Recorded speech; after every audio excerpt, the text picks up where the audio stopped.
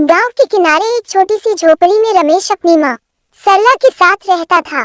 सरला अपने बेटे से बहुत प्यार करती थी और दिन रात मेहनत करके उसे पालती थी, लेकिन किस्मत को कुछ और ही मंजूर था।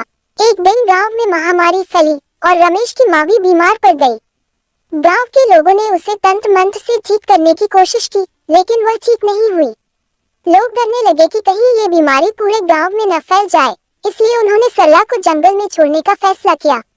रमेश रोता रहा, गिड़गिड़ाता रहा, लेकिन किसी ने उसकी माँ की मदद नहीं की।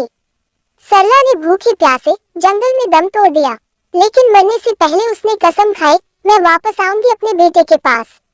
कुछ दिनों बाद रमेश गांव में अकेला रहने लगा, लेकिन रात होते ही अजीब घटनाएं होने लगी।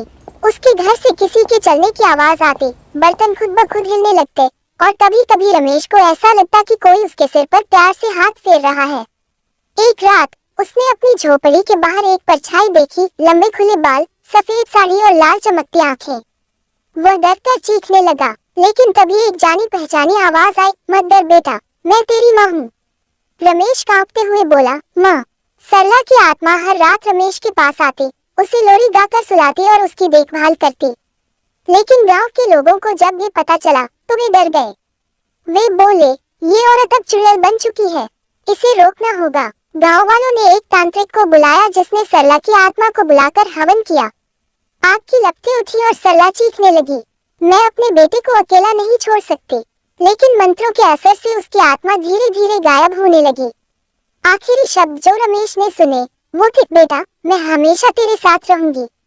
रमेश फिर कभी अपनी माँ को नहीं देख पाया, लेकिन जब भी वह रोता उसे महसूस होता कि कोई उसका सिर सहला रहा है।